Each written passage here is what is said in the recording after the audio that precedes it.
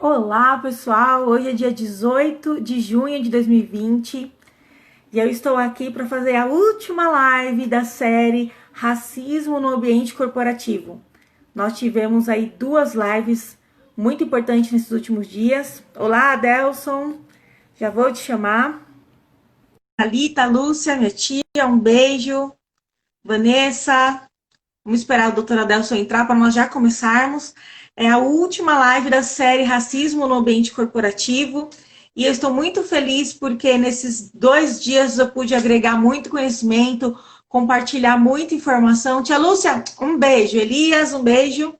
E é um tema muito delicado, mas que nós temos aprendido que quanto mais nós pudermos compartilhar essa informação, é muito agregador e só tem questões positivas, né? Quanto mais compartilharmos. Adelson, que bom, deu tudo certo. Boa Oi, deu tudo noite. certo. Eu sempre peço o pessoal para comentarem aqui se vocês estão ouvindo bem e se a imagem tá boa, porque se caso tiver alguma falha, nós já arrumamos agora. Então, eu estava dizendo, Adelson, que é a última live, né, da série de racismo no ramo corporativo. E nós estamos encerrando com chave de ouro com a sua presença aqui hoje. E eu tenho certeza que vai ser muito enriquecedora. Então, manda um oi para o pessoal. Que honra, me sinto honrado em ter sido convidado para discutir um assunto tão importante, né? Boa noite a todos, boa noite a todas.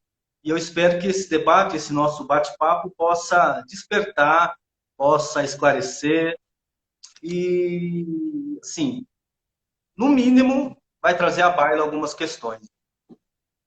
Muito legal. Gente, eu queria apresentar o Adelson. Para quem não conhece ele é advogado, é sócio do escritório WF Advocacia, pós-graduado em Direito Civil, especialista em Direito Contratual, Direito Empresarial Trabalhista, membro colaborador da Comissão de Igualdade Racial da OAB Itaquera, olha que legal. Já é professor voluntário da Fundação Sérgio Contente, ex-presidente da Comissão do Negro e Assuntos Antidiscriminatórios da OAB-SP de São Miguel Paulista e ex-membro também da Comissão de Verdade sobre a Escravidão da OAB-SP. Eu adorei, achei muito legal saber da existência, né, dessa comissão. E eu quero te agradecer pelo convite e dizer que eu também me sinto muito honrada de ter você aqui na nossa live. E já para nós começarmos esse tema, né, do racismo, eu queria primeiro que você, antes de começar no tema, contasse um pouquinho da sua história para a gente, fizesse uma introdução. Vamos lá. Bom, eu nasci na Zona Sul de São Paulo, pelo que eu me lembro, né, por volta dos 5, 6 anos. Nós viemos para a Zona Leste, né, para o Itaim Paulista, e nesse tempo eu já percebi alguns traços, né, do que nós vamos falar hoje. Então, na creche, nós já percebíamos que, na verdade, eu lembro da minha mãe reclamando muito com as professoras, de que eu ficava sempre de escanteio, não participava das atividades, a professora sempre me deixava de escanteio, né, e eu me lembro muito bem disso. Na escola, mesmo sendo, isso já na escola, né, ensino médio antigamente, agora não sei nem como é chamado mais. Mas, mesmo sendo um dos melhores alunos da sala, também a gente nunca era chamado para fazer apresentações, para fazer lição na lousa. E eu sempre ouvi, desde essa época, que o negro era associado a coisa ruim, a feio, tudo que era fedido, tudo que era associado a coisa ruim, bandido, e o inversamente proporcional. A gente sempre ouvia que o que era associado ao branco era puro, era claro, era honesto, era de uma singeleza quase que divinal, né? E Nossa. essas coisas a gente ouvia na vizinhança, a gente via na TV, a gente via na escola, né? A escola é um ambiente muito cruel quando trata de algumas questões, né? Nas histórias em quadrinhos, a gente via nos desenhos animados, e a gente sabia que, ouvindo e vendo aquelas coisas, o negro jamais seria... A gente ouvia isso na família, para você ter uma ideia. Jamais seria o mocinho da história, jamais seria o gerente de banco, jamais seria o juiz, jamais seria o policial, né? Sempre estava na outra parte da história. Então, eu sempre fui aconselhado, ou, como é que eu posso dizer, movido, motivado a trabalhar, a me preparar para trabalhar com as mãos. Então, olha, você vai ser um ótimo pedreiro, você vai ser um ótimo marceneiro, um ótimo encanador, né? E esse tipo de coisa. Eletricista. E veja que na oitava série eu ainda prestei uma prova para o Senai, ali no Brás, Roberto Simons, para ser mecânico, né? Passei nas provas, porém no dia do exame médico eu fiquei doente e não fui. Eu acho que isso foi bom porque eu seria um péssimo mecânico. Hoje eu vou trocar uma lâmpada e eu quebro a lâmpada. Então, eu acho que foi bom não passar, né? Então, a maior parte do tempo eu ficava sozinho, ficava lendo em casa ou na escola, né? Ficava lendo as coisas. E eu sempre via que nas histórias que eu lia, dos personagens que eram sempre marginalizados, eram desprezados, sempre tinha uma saída, uma coisa assim, de inteligência, que ele sacava e ninguém mais sacava. E eu fiquei com isso na Legal. cabeça, né? Então eu passei, não sei o porquê, mas eu coloquei na cabeça que eu tinha que trabalhar de terno. Naquela época eu tinha que trabalhar de, eu não sabia o que era, mas eu tinha que trabalhar de terno numa função executiva, de dar ordem às pessoas. E eu prestei 3 vestibulinhos para fazer administração, arquitetura e contabilidade. Acabei fazendo contabilidade e trabalhei em 2 escritórios de contabilidade. Antes disso, mesmo sendo um dos melhores alunos da sala ainda, né, isso é bom ressaltar, que você não basta só sonhar, né, você precisa fazer o por onde. Quando fazia contabilidade, eu entrei pela primeira vez numa biblioteca. E lá eu tive contato com livros, com histórias bem mais densas do que eu li antigamente. Então eu pude ler pela primeira vez Capitães de Areia, Jorge Amado, pude ler 1984, George Orwell, Revolução dos Bichos, e aquilo foi me abrindo a mente, né? E o start foi quando eu assisti a primeira vez, há 20 anos atrás, um filme chamado Malcolm X, estrelado pelo Denzel Washington, naquela época ainda um novo. E aquilo despertou a minha mente assim de uma certa forma, que aquilo que aconteceu comigo não acontecia só comigo, nem no Brasil e nem no mundo. Tinha mais pessoas passando por essa situação. E aí eu terminei o curso, fui fazer contabilidade, trabalhei em 2 escritórios nessa função e sempre cheguei no topo, assim, aonde podia, né? Então, sempre na função de liderança, dando ordens, ditando regras, organizando reuniões. Isso depois a gente vai falar disso, mas para algumas pessoas foi bem complicado também. Terminou o curso e eu já estava em idade universitária. E aí eu falei, eu vou executar o sonho, né?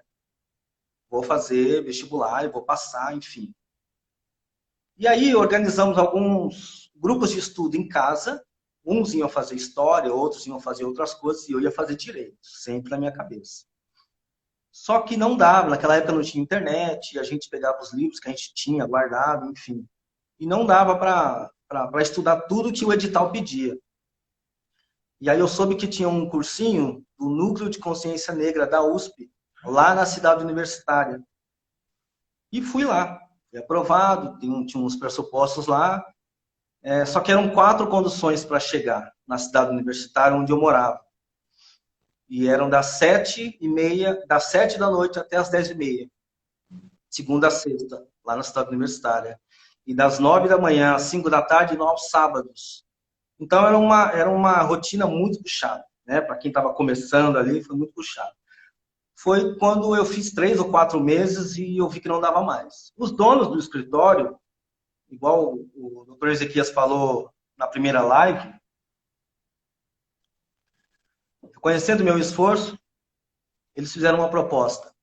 Ou você presta um vestibulinho no final do ano, nós vamos pagar um cursinho para você, ou você escolhe a faculdade e a gente paga metade. Como eu já tinha perdido algum tempo, eu falei, não, eu vou fazer a faculdade, vocês pagam a metade, né?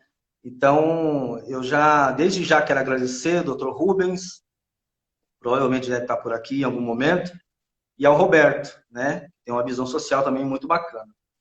E aí eu fiz a faculdade, comecei em Mogi das Cruzes, escolhi Mogi das Cruzes para fazer, que na época era uma faculdade tradicional, e também naqueles primeiros meses já me despontava como um dos melhores da sala. Para você ter ideia, Mogi das Cruzes é uma cidade tradicionalmente branca, na verdade de origem oriental, a maioria do povo, e é uma faculdade bastante tradicional.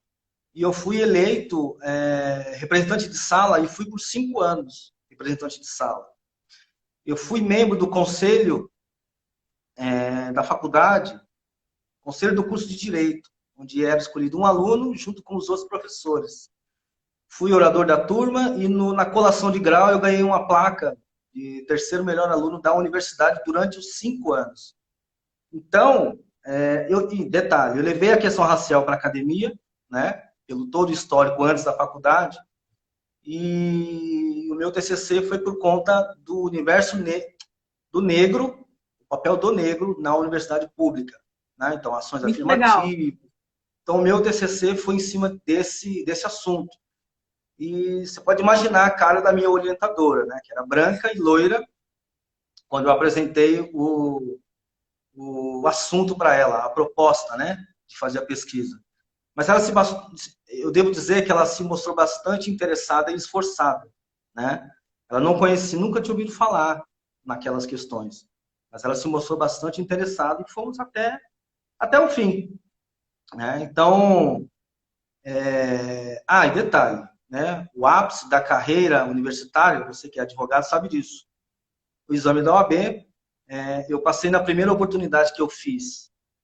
Então, essa é a minha história até onde eu estou hoje, né? Aí falar da vida profissional já é outra história, mas para você ver que os degraus, eles são galgados de forma quase que o dobro do esforço, né, que você teria que ter normalmente. É uma carga muito grande. Mas a gente vai falar disso mais para frente. Essa é o resumo da minha história.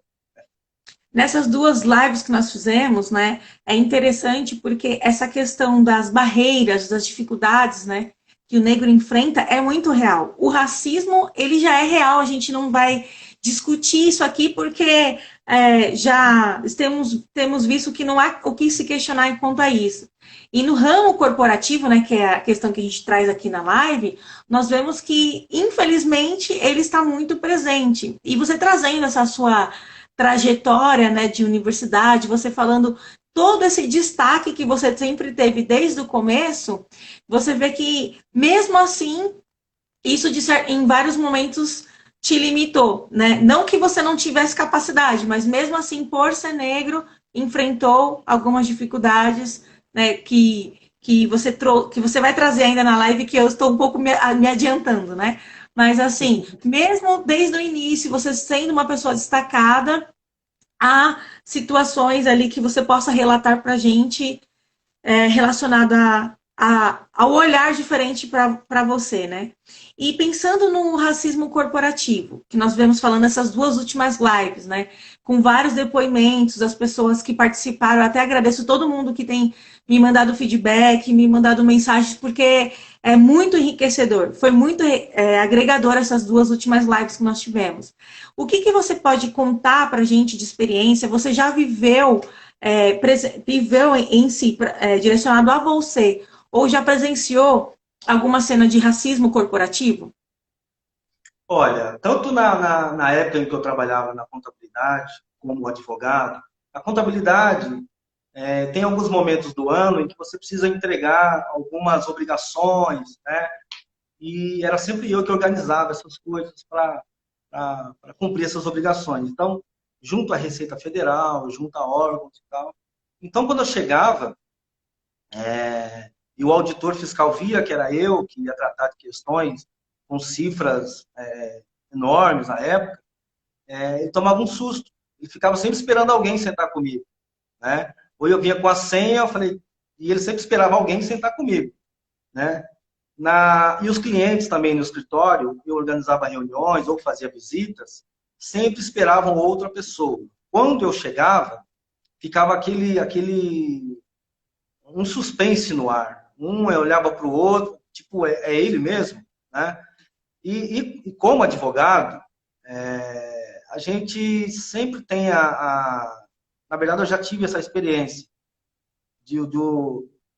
o meirinho, a pessoa que vai apregoar, achar que eu sou testemunha, bem arrumada, né? Achar que eu sou estagiário, achar que eu sou parte, achar que eu sou preposto, achar que eu sou representante da empresa, né? Mas, na verdade, eu sou sempre o advogado. Mas, num primeiro momento, eles não identificam você como advogado. Então, você precisa mostrar credencial, você precisa, em algum determinado momento, se impor, né, de forma educada, mas eu já te falei que eu sou advogado da causa, né? Então, não há mais necessidade de ficar perguntando quem é ou se vai vir mais alguém, né? E eu nunca fiz processos em que eu fui para a mesa de audiência com outro advogado, sempre era eu, né? Então não tinha nem como se confundir se vai vir outra pessoa ou não, né? Na entrada do fórum, né, tem sempre uma coisa desagradável, tinha, né? Hoje não tem mais, mas sempre de, de, de uma forma mais explícita, exigir a identificação como advogado, né? E isso sempre teve, tá? É impressionante que assim, nós demos falando nesses últimos 2 dias sobre a espécie do racismo no ramo corporativo, né? E liga a questão do racismo que é intitulado como institucional, que é aquele racismo mais velado, que não é um racismo diretamente à pessoa, mas é a cultura da instituição, da empresa, em comportamentos racistas, né? Que muitas vezes Sim, limita um funcionário de galgar altos cargos, que limita o acesso à empresa, às vezes até mesmo ali na parte do recrutamento. Nós tivemos aqui ontem a Ana Ribeiro e a Elaine, as duas estão aqui na live, um beijo para vocês, que nós discutimos essa questão, né, desde ali do recrutamento, como é importante, né, que a empresa ela se manifeste com ações afirmativas de aceitação, né, e isso é importante, mas pensando nisso que você está tratando e trazendo exemplos que você vivenciou, nós vemos que, de uma maneira geral, esse racismo velado é muito forte. Porque um negro, ele sente, às vezes a pessoa que está ali junto, por exemplo, numa sala de audiência, ou próximo, ela não percebe o que está acontecendo, mas você vai ser o primeiro impactado, porque você sabe exatamente o que está acontecendo, né? E pensando no ramo corporativo, como que você acha, a gente até já citou alguns exemplos, mas como você acha que o racismo se manifesta? O racismo se manifesta dentro do ambiente corporativo. num primeiro momento, a gente sempre vê essa história se repetir. Ele se manifesta de forma bem sutil, né? De forma bem sutil. É um olhar, é uma não chamada para uma reunião importante, é bem sutil. Mas a maneira que você vai se destacando, né, em funções operacionais ou até de liderança, mas ainda não é o primeiro escalão da empresa, então você vê que a pessoa vai subindo, né? Mas quando você tem aquela vaga que é estratégica na empresa, que ela vai tomar decisões, que ela vai definir o rumo da empresa, o funil ele fica mais, ele se acentua mais. E essa pessoa que se destacou negra, ela invariavelmente ela vai concorrer com alguém não negro. Uhum. E aí ela vai. Invariavelmente isso acontece. Nós podemos ver alguns exemplos de que essa barreira foi ultrapassada, mas invariavelmente, quando tem essa disputa um pouco mais acirrada para cargos mais executivos, essa barreira ela tende a aumentar, né? Nós tivemos exemplos ontem, né, que eu acompanhei a live, do dono da empresa, ele mesmo vetar, né, a promoção ou a contratação, né? E aí é nessa hora em que ele fica mais explícito, né? Não Sim. tem justificativa para aquela pessoa não ter sido é, é, promovida. tinha mais títulos, tinha mais experiência, enfim. E por algum motivo, né, que nunca, jamais vai ser publicado, ela é preterida. Porque nunca a gente vai ter, numa sala de RH, não contratamos negros, ou para essa função não se contrata. Sim. Nunca vai ter, né? Mas a gente vai falar sobre isso, ela é estrutural e institucional. Nós falamos muito isso a respeito, nós falamos a respeito disso nas outras lives, mas é muito bom reforçar, porque nós vemos assim muitas situações de pessoas comentarem que sabem que são capacitadas, que são qualificadas para a vaga, que às vezes dominam o assunto na empresa que trabalham, que estão há anos trabalhando na mesma função e de repente a empresa traz alguém de fora para exercer um cargo superior que deveria ser dela, né? E muitas vezes um exemplo que nós citamos hoje de quando a própria empresa, além de trazer de fora, pega esse funcionário negro que está ali trabalhando, que é qualificado, e faz ele ensinar o novo funcionário. E tem uma situação também que acho legal comentar, que o racismo estrutural é aquele racismo que muitas vezes limita, muitas vezes não, ele limita o negro de avançar. Então, muitas vezes a pessoa fica sonhando com aquela promoção, lutando, batalhando e não consegue avançar simplesmente porque o pensamento da instituição, né, é de limitar, dar oportunidade para outras pessoas, dar voz para outras pessoas e não para aquele funcionário capacitado. Pensando nisso, né, trazendo como um resumo de tudo que a gente está tratando nesses 3 dias, para você, Adelson, qual que é a maior barreira que o negro enfrenta para alcançar um cargo de destaque? Olha, Ingrid, a primeira coisa a ser feita, na minha visão, é a questão de identidade. Dele mesmo se aceitar como negro e a condição que ele tem. Né? Ontem nós ouvimos muito falar de confiança e tal, mas ele precisa se aceitar como negro.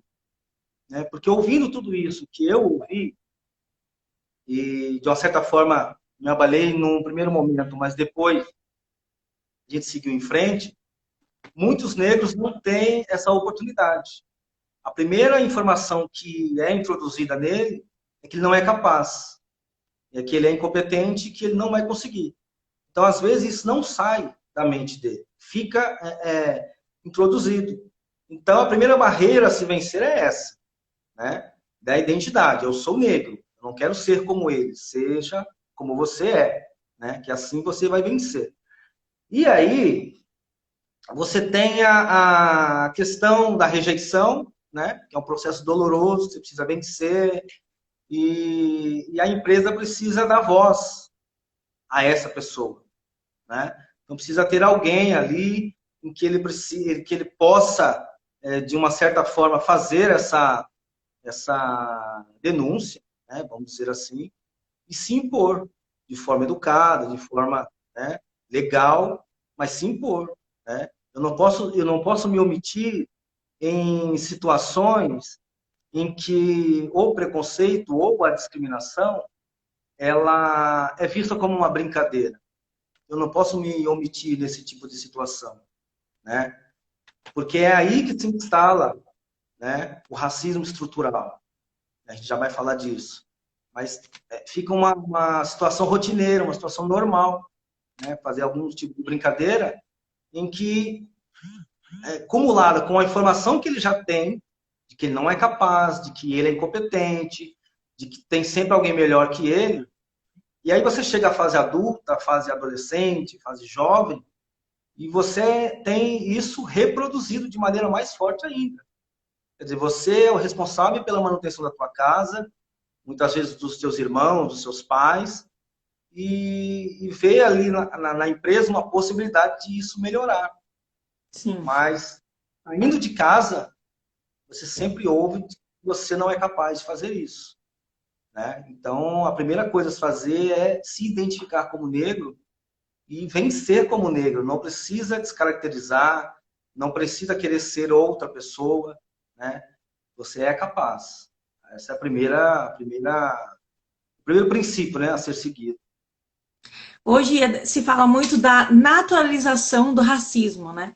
É um termo utilizado para dizer o quê? Que o racismo, a cultura da prática do racismo, de comportamentos, racismo até mesmo no âmbito corporativo, se torna uma coisa natural.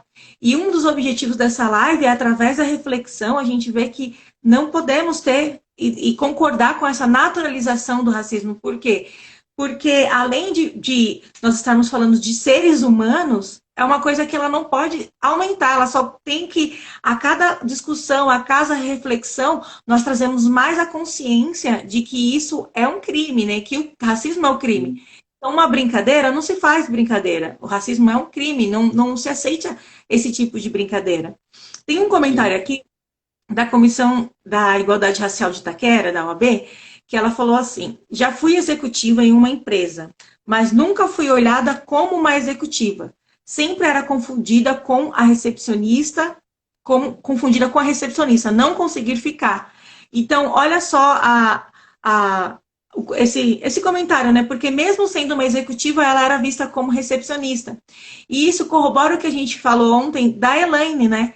Que ela é uma recrutadora que está à frente, ela que vai avaliar se o candidato é ou não capaz, né, de ocupar aquela vaga, e muitas vezes as pessoas se impressionam por ela, de repente, corrigir uma prova em inglês, por ela estar ali como referência, né?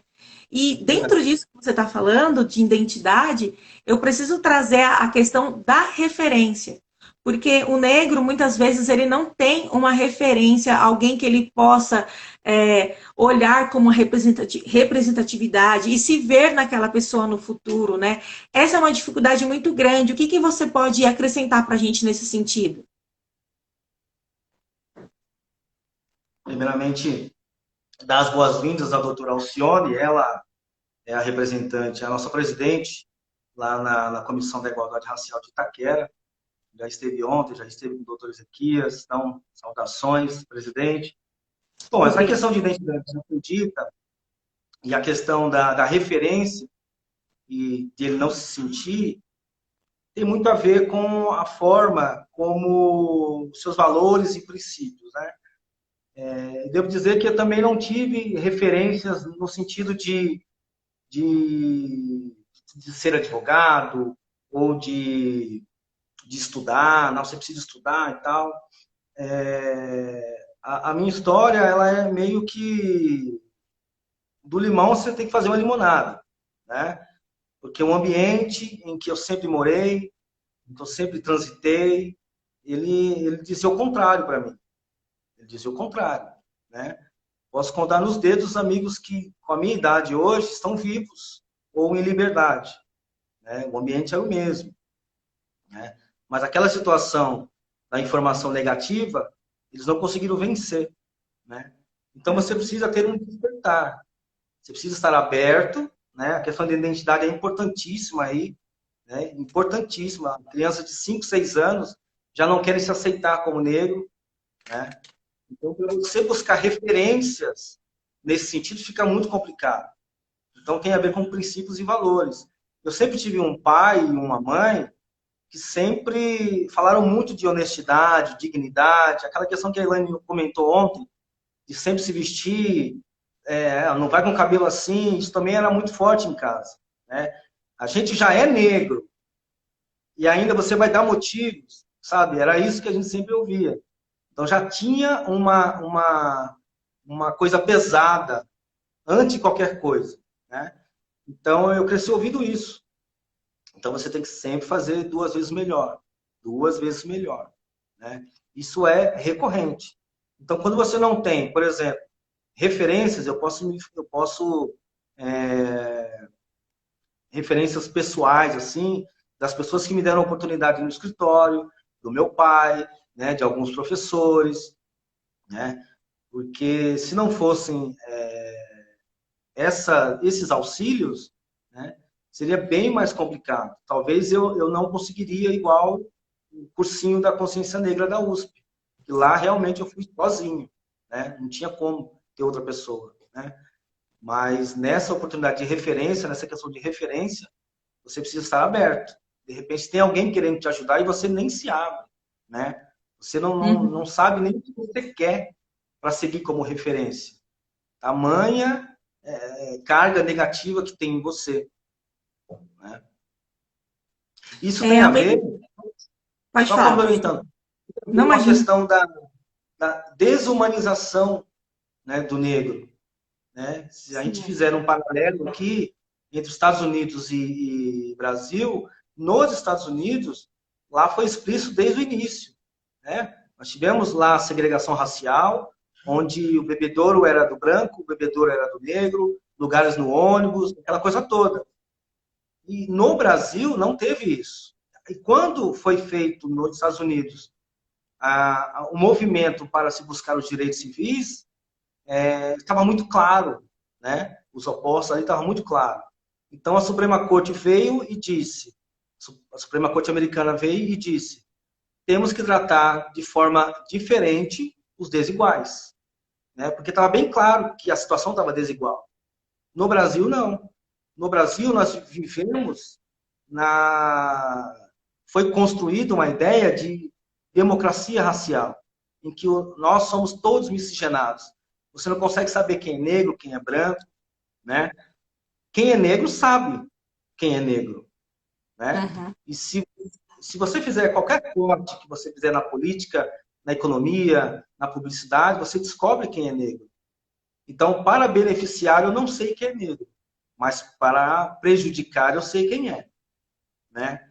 Então, lá, veja, nós temos 14% da população nos Estados Unidos são negros. E nós temos 5 CEOs, 5 representantes de empresas grandes. No Brasil, nós somos 54% da população. Nós temos um CEO negro, que é uma mulher da Lacoste, né, para a América Latina. Então, veja que nessa questão, a mulher negra, ela sofre 2 vezes mais. Já sofre por ser mulher, né, no mundo machista, e se ela for negra, a gente vai ter muita dificuldade. Né? Então, tem que se observar essas questões também. Sim, é interessante porque, assim, quanto mais a gente discute, a gente vê essa desigualdade de oportunidades, essa desigualdade de reconhecimentos, né? E quanto à questão da mulher, como nós falamos muito disso ontem, né? Que fica muito maior. Ainda nós, se você comparar cargos, acho que alguém fez um comentário que tinha 548 negros ocupando um certo cargo, eu não lembro mais, eu acho que foi até o Abel Itaquera que comentou, mas só tinha duas mulheres, né? Então a Uma questão da pesquisa do mulher já. Instituto Etos. Oi? Uma pesquisa do Instituto Etos. Isso, você lembra? Você pode relatar aqui? Eu não me lembro os dados exatamente. Eles fizeram uma pesquisa nas 500 maiores empresas do Brasil. E aí o número de negros era bem reduzido. Tipo, 3, né? 3 em cargos de liderança. Né? Em cargos de liderança, não é nem o CEO. Né? Você Uhum. vê a dificuldade. 500 empresas. Isso só foi um corte que foi feito. Então, se você fizer outras pesquisas, você vai ter esse. Você vai identificar quem é negro, quem é branco, né? Num país miscigenado, né? Como nos fazem crer que somos, mas não somos.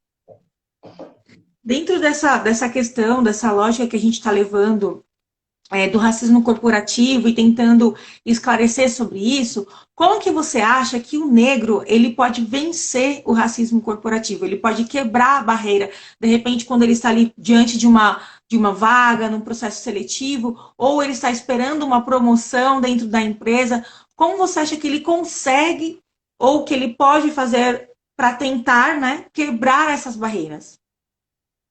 Olha, primeiro precisa fazer uma distinção do que é preconceito, do que é racismo e o que é discriminação. Tá? A discriminação é você fazer a acepção de pessoas, né, para prejudicá-la. Né? O preconceito é você ter uma ideia já concebida de um grupo social, né, em que você vai trazer isso para a sua realidade, num caso qualquer. Né? Então, nós temos aí ideias de que sempre o oriental ele é bom em matemática, né? Ele é bom em números, Isso é um preconceito, positivo, mas é um preconceito, né? E você tem preconceitos em relação ao negro de várias formas, né? A mulher, a ideia de força, a mulher sensual, a mulher negra sensual. E você tem o racismo estrutural, ou o racismo, que ele está baseado tanto na discriminação como no preconceito, mas arraigado nas estruturas do Estado. Então, se você trazer isso para o Estado, e aqui vamos falar de Brasil, nas formas políticas e econômicas, você trata essas questões tanto de preconceito como de discriminação como natural, né? Então, o negro precisa saber disso.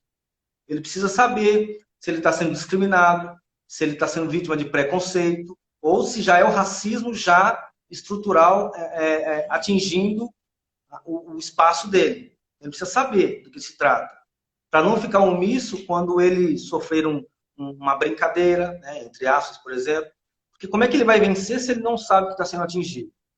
Sim. Né? Nós temos muitos casos em que o negro diz, e aqui eu não vou entrar em detalhes, né, e nem em casos específicos, mas eu nunca sofri racismo, eu nunca sofri discriminação, eu nunca sofri preconceito. Será? Né? Tem essas questões para serem observadas. Então, esse racismo estrutural, esse conjunto de ações, né, sejam estatais ou privadas, de que vai te dar uma dose de veneno todos os dias, seja de preconceito, seja de discriminação, né? Isso fica impregnado, né, nas paredes do Estado. E quando acontece, tudo bem, é mimimi, mas está falando por isso. Mas não era para acontecer. Então você precisa vencer isso de uma forma, já foi dito aqui, né, com educação, com informação. Na nossa época não tínhamos a internet como nós temos hoje, né? Que a internet é uma faca de dois gumes, na verdade. Né? Você tem internet para buscar conhecimento, mas ela hoje ela é utilizada para informação apenas. Você quer uma coisa, você digita lá no Google, a informação está lá. Mas não é conhecimento. Né? Quando você busca conhecimento, fica incutido em você, não sai de você jamais. Agora, você faz uma busca no Google, rápida ali, eu só estou citando exemplos da superficialidade, né, da internet hoje, desse mundo Sim. nosso muito corrido, em que às vezes a informação não é a correta, você precisa ter o conhecimento. Né? Então, ele tendo isso, aí você tem a confiança, você tem a referência, você tem identidade, você fica muito mais fortalecido para lutar contra o racismo, contra o preconceito, contra a discriminação.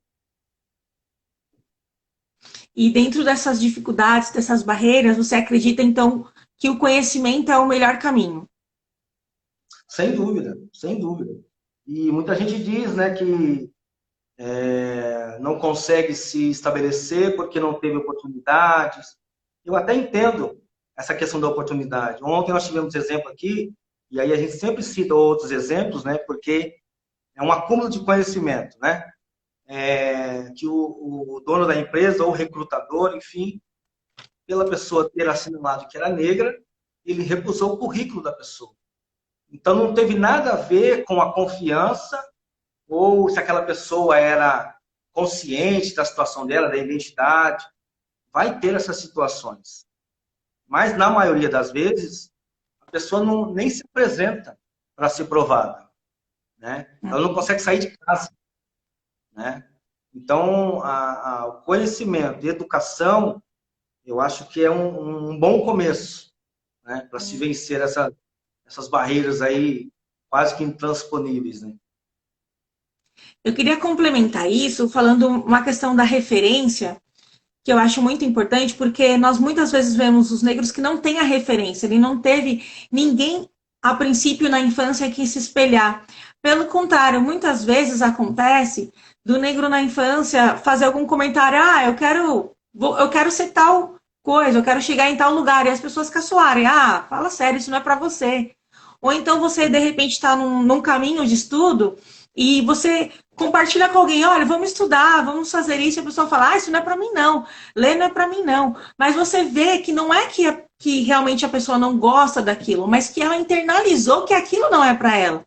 Então você vê que desde a infância vem trazendo ali um às vezes falas que houve, comportamentos de falta de referência, ou de falta de condições de dinheiro mesmo, que limita a gente estudar num lugar talvez que gostaria, chegar a fazer um curso que sonha, mas aquilo vai diminuindo a autoestima da pessoa ao ponto dela achar que aquilo não é para ela.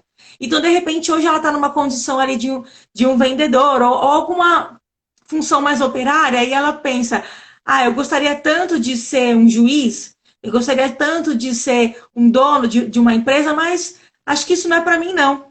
E ela vai É. crescendo com aquela, vai mantendo aquele estigma de que aquilo não é para ela. Então, quando se fala em confiança, em saber que você pode chegar, se alguém chegou, você pode chegar. O céu é um limite, não existe uma pré-designação que você não pode só pela sua cor, né? Como que você complementa isso pra gente? Essa questão do psicológico, essa questão de acreditar em si, de saber que o negro pode sim, que não é porque ele é negro que ele não pode alcançar um cargo de destaque, um cargo público, às vezes até mesmo na política, né? Que tem muita gente que tem esse sonho. O que que você traz para nós em relação a isso? No Brasil, aliás, no mundo inteiro, né, vamos falar assim, nós temos algumas contradições, né? Veja que o homem conseguiu chegar a Marte, conseguiu chegar à Lua, na verdade, e as pesquisas extraordinárias, né? Agora mais uma buscando a cura da Covid-19.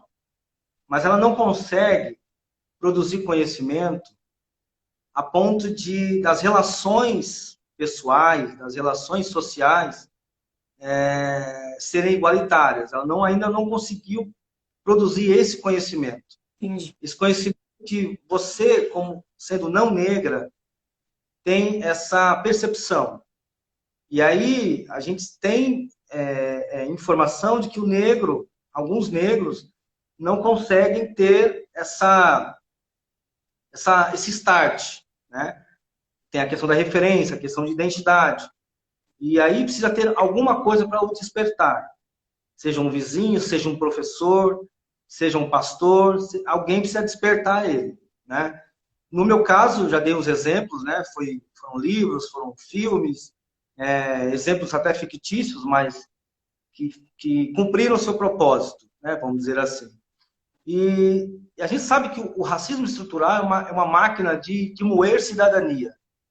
Então, se você não sabe que você tem direitos, você não sabe que você tem direitos, aquilo está tão impregnado que você não consegue tirar as vendas, né, dos teus olhos, né? Novamente, a questão do conhecimento. Não tem como você vencer essa barreira sem o conhecimento, né? Ter a referência é importante, né? Mas nós temos casos que a pessoa tem a referência, sendo negro, sendo não negro, mas ela não consegue dar dois passos, né? Ela está super empolgada hoje, mas ela recebe um não, ela volta para trás, né? Volta para trás. Então, precisa ser constante essa luta. Precisa ser constante, senão ela vai ser suprimida, Eu né? gostaria de ler Ela não alguns pode deixar... comentários. Tá. Pode falar, Delson, pode falar. Então, ela não pode deixar o ambiente influenciar no seu interior. Ela não pode deixar isso acontecer, né? Sim. O seu ambiente pode ser o pior possível. Pode ser o pior possível. Mas se você tiver foco, se você souber onde você quer chegar, o ambiente não pode te atrapalhar. Não pode te atrapalhar, mas você precisa ter esse start. Eu quero chegar a ser juiz, eu quero ser promotor, eu quero ser gerente de banco. Luta pelo que você quer. Não deixe nenhuma das circunstâncias alheias que você não criou, que você não produziu, mas de uma certa forma te alcançam, não deixa isso te atingir. Legal. Eu queria ler alguns comentários aqui, que tem bastante comentário legal, mas antes de ler, eu queria falar sobre as ações afirmativas, né? De repente, nós temos aquela notícia de ontem da Bombril, né, que foi muito comentada, de que ela trouxe ali um produto que existiu na década de 50, que chamava... agora eu esqueci o nome. Crespinha, né? Oi? Crespinha, isso. E na época, na década de 50, quando esse produto era comercializado, existia na embalagem dele a foto de uma criança negra, né? Com o cabelo crespo, né? Espichado, assim, crespo. E aí eles trouxeram novamente esse produto, claro que tiraram ali a foto da criança, a imagem da criança que tinha na época, mas mantiveram o nome e colocaram limpeza pesada. E aí muita gente trata isso às vezes como um mimimi, como essa, não tem que levar tão a sério, mas a história do produto nos anos 50 já comprova que sim, tem a referência racista, né? Porque além de se limpeza pesada, tem o nome crespinha, que remete ao cabelo crespo, ao cabelo crespo, ali o trabalho doméstico, trabalho pesado, então tem tudo a referência. E por mais que houve sim uma explicação, até postei no meu stories, quem quiser ver, mas nós vemos que isso comprova que o racismo corporativo e estrutural é real, é evidente, né? E para você, Adelson, quais seriam as ações afirmativas que uma empresa que ela quer sim ser engajada na diversidade, na oportunidade, deve tomar para evitar, né, que persista dentro da empresa dela, se já existir, ou não deixar nem iniciar isso, o racismo corporativo?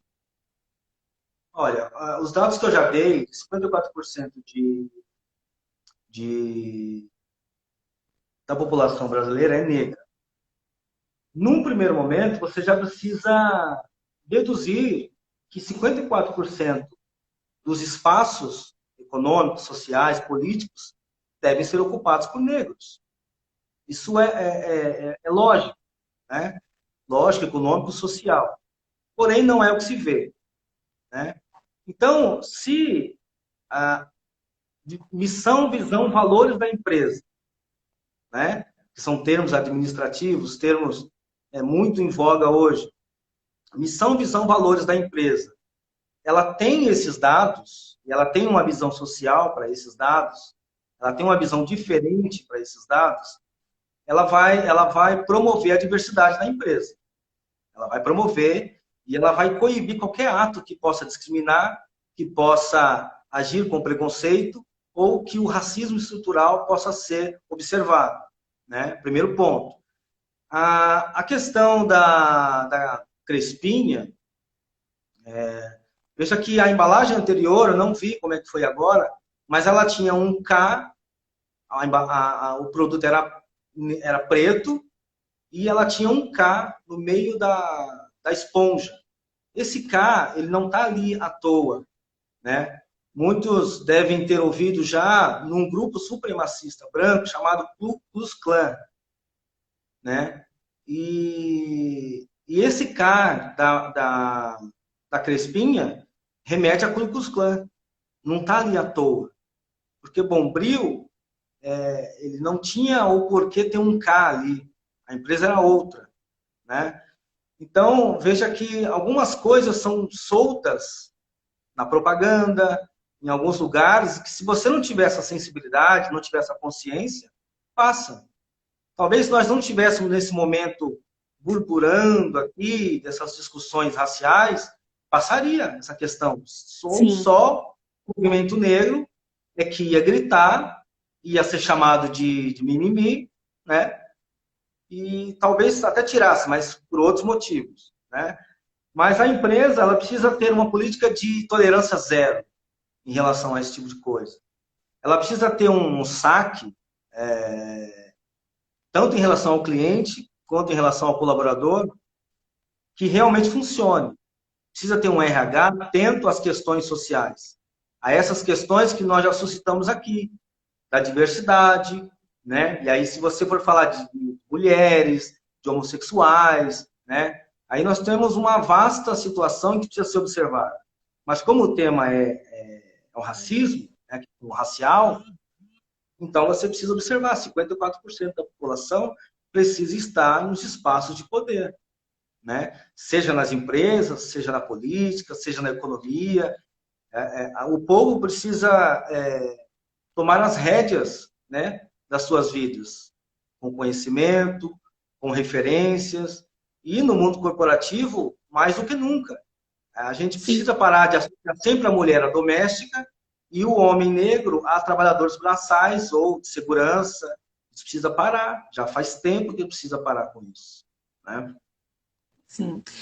Infelizmente, nós estamos caminhando para o fim da live. Está muito bom esse papo, né? Dá vontade de continuar. Tem muito Puxa vida. assunto que dava para a gente debater ainda. Eu quero ainda ler alguns comentários, que teve comentários muito legais aqui de algumas pessoas, muito bom mesmo. Mas para a gente não ter o perigo de deixar passar, Adelson, eu queria que você falasse para alguém que presenciar algum ato de racismo no ramo corporativo ou em geral, e como que a pessoa pode fazer essa denúncia, né? Ou quem esteja passando, quem sofrer, né? Como que ela pode denunciar? E também você já falar o que você, qual conselho você daria, né, para um negro que está aí nessa, como que eu posso dizer, dessa indecisão de acreditar que ele pode, ou então sabe, faltando aquele empurrão para dar o próximo passo, para acreditar, para falar, eu vou lutar, eu vou batalhar, já desanimei, já tive barreiras, mas eu vou continuar. Então, seriam duas questões, a questão de como denunciar e essa conclusão, só para a gente não perder essa oportunidade de falar sobre isso na live. Tá bom, vamos lá. Vou tentar ser sucinto. Bom, em relação ao arcabouço legal, né, a legislação que trata do racismo no Brasil, nós temos de referência a Lei CAO, Lei 7.716, que trata do racismo, né? Foi uma lei que foi muito discutida na época, então trouxe para a legislação brasileira uma lei que coibia atos de racismo, né?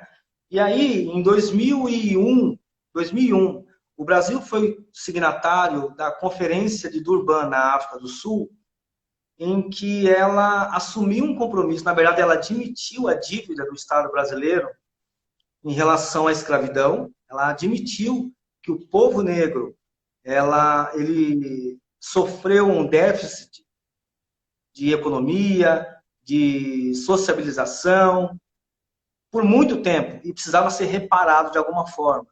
Então, algumas legislações foram introduzidas, infraconstitucionais nos estados, né? E a partir de então, a gente pôde observar leis que permitiam espaços reservados, ou um número reservados em empresas, em concursos públicos, né? Estamos falando de ações afirmativas, e de uma espécie da ação afirmativa que são as cotas, né? Diante de tudo que foi dito, o Estado brasileiro reconhece que ele tem uma dívida com o povo negro e ele precisa igualar as condições de estudo, de trabalho, de moradia para esse povo e para os seus descendentes. Então, ele dá um certo incentivo para partir de igual para igual, a partir de agora de igual para igual, né?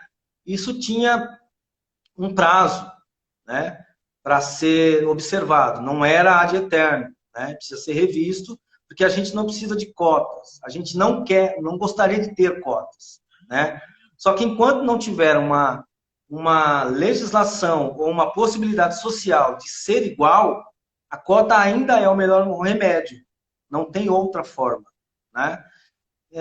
Isso é em relação à legislação. Nós temos também o Estatuto da Igualdade Racial, né? Verdade. E se você se sentir ameaçado, se sentir coagido, sofrer assédio moral por conta de racismo dentro da empresa, você tem, como eu já te falei, como eu já falei na live aqui, a questão do saque, do RH, você precisa registrar a sua reclamação, né? Você precisa juntar isso com o boletim de ocorrência, né? Vá ao Ministério Público ou uma OAB mais próxima. Essas são as formas mais rápidas, mais práticas de você denunciar o crime de racismo, né? E aí você vai precisar contar com a sensibilidade daquele que vai receber a denúncia, senão ele vai tratar aquilo também como um mimimi, como a gente sempre ouve por aí, tá? Então, insista. Se não quiserem fazer, vá em outra, vá para o chefe dele, insista na reclamação, insista na denúncia, tá?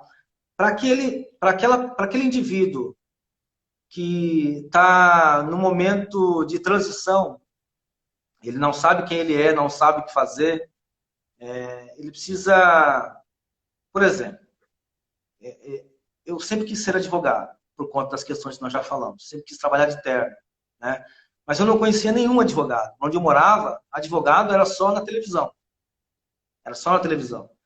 Então, hoje, eu falo para você, você quer ser determinada pessoa, vai querer saber, tente procurar alguém que trabalhe com isso, né? Você quer ser juiz, por exemplo, vai até o fórum. Isso é possível, né? Você quer ser qualquer outra coisa, procure saber daquela atividade, né? Isso não pode ser uma coisa no vazio, não pode ser abstrato. Você precisa trazer o seu sonho mais próximo de você a cada dia, seja por qualquer forma, seja por buscas, né, na internet, seja por alguém que você conheça que trabalhe com isso, ou que conhece alguém, e, se possível, fazer uma ponte. Essa é a forma mais prática de te dar um start. De repente, é isso que você quer e você vai seguir. Ou, puxa, eu não sabia que era assim, eu acho que isso não é para mim. Vai para outra questão, vai para outra atividade. Tá? O que não pode, não dá para aceitar mais, é essa transição ad eterno. Né? Às vezes a pessoa está com 50 anos e ainda está na transição. Né? Puxa, eu não soube o que fazer da minha vida. E isso é complicado. Né? Gente, só um minutinho, Adelson. Eu queria fazer uma proposta aqui na live. Nós temos 3 minutos só. É a última live dessa série, né, que eu propus fazer aqui. Não que a gente não possa fazer outras, mas eu gostaria, se vocês toparem, só para a gente poder ler alguns comentários e falar um pouquinho mais desse assunto.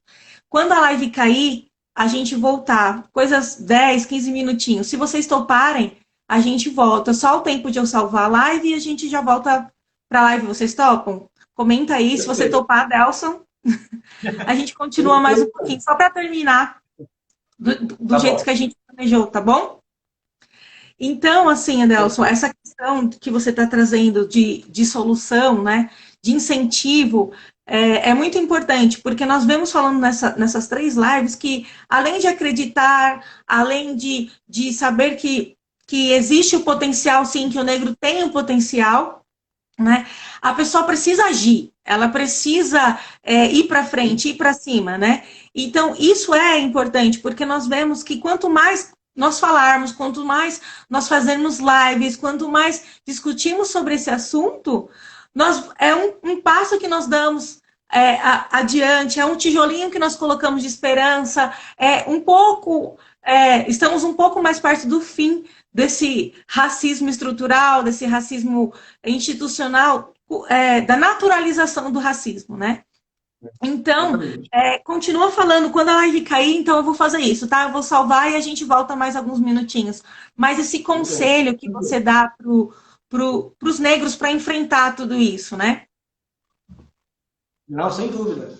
E tem um dado importante, assim, são 11 milhões de pessoas no Brasil, 11 milhões que não têm rede de assistência social. 11 milhões. 29 milhões são chefiados por mulheres negras. 29 milhões de famílias são chefiadas por mulheres negras. Então veja que dado interessante, porque nessa família deve ter um jovem, uma jovem negra, né, que ela já não tem a referência do pai.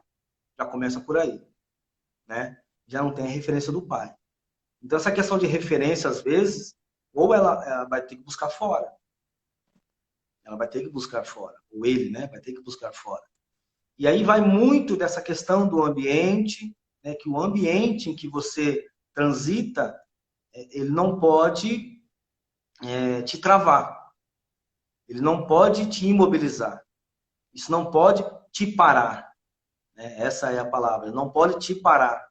Né? Às vezes você mora em condições... Nós temos 50% da população brasileira que não tem saneamento básico. Ó, falta 20 segundos, a gente vai encerrar e voltar, tá bom? Todo mundo de volta, tá, gente? Por favor.